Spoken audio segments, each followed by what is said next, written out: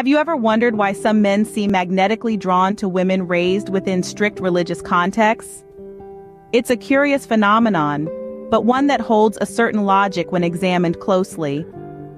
Men with narcissistic tendencies often seek out women conditioned by religious expectations. This is not random. There are reasons behind this attraction. One of the most significant is the power dynamic that such contexts often create. The traditional roles and hierarchies within many religious settings can create a fertile ground for those seeking control and dominance. Another aspect is the allure of control. Women conditioned by religious expectations might be more accustomed to obeying authority, making them easy targets for manipulation. This manipulation can be subtle and insidious, exploiting their faith and trust. Finally, there's the ease of manipulation. The ingrained beliefs and expectations can be twisted to serve the narcissist's needs, creating a cycle of exploitation and control. Understanding this draw is the first step towards unraveling the complex dynamics at play. But how exactly does organized religion condition women for these roles? It's a question that's worth pondering. Organized religion, in many instances, has historically promoted doctrines that emphasize a woman's submission and obedience. These teachings often shape gender roles, prescribing a woman's place within the family structure and society at large. They can instill a sense of duty and deference, which, while not inherently negative, can potentially make women more susceptible to manipulation, especially if these beliefs are exploited by narcissistic individuals. In fact, religion can create a powerful dynamic where women, conditioned by these doctrines, may find it challenging to differentiate between genuine faith and manipulative tactics. This dynamic can play into the hands of those seeking to wield control under the guise of religious adherence. Recognizing these influences can help women identify when their faith is being exploited.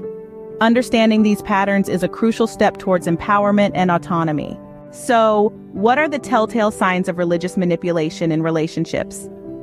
Well, let's start with a common one: the use of religious texts to justify abusive behavior. This may sound like, "The good book says I should be in control," or "My religion teaches that women should obey their husbands." Another red flag to watch out for is guilt tripping.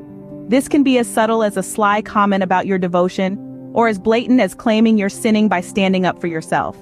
Isolation from outside influences is another major warning sign.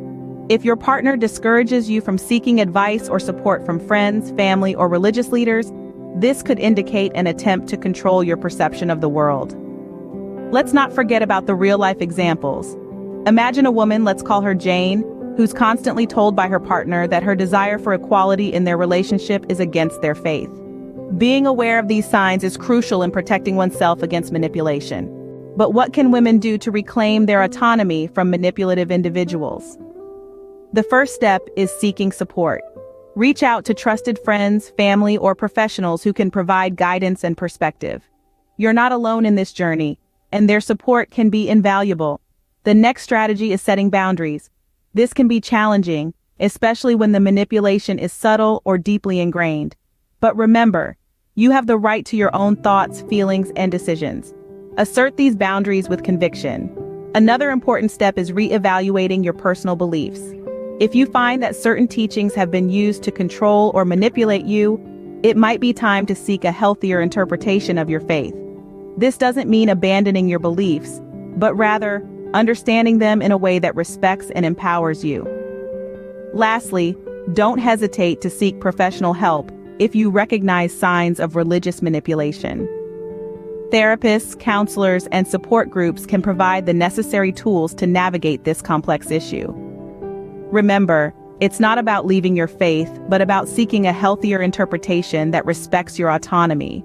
What does a healthy relationship look like beyond the confines of religious conditioning? Some might wonder. Well, it starts with mutual respect.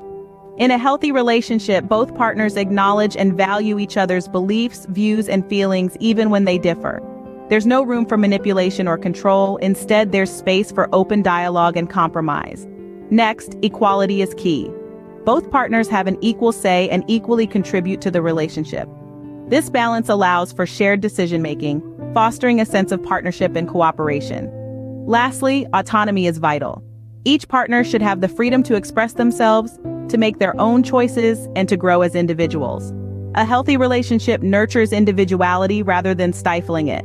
So strive for these standards, challenge the norms, and embrace your autonomy. In the end, it's about empowering women to navigate relationships with confidence and autonomy, free from manipulation.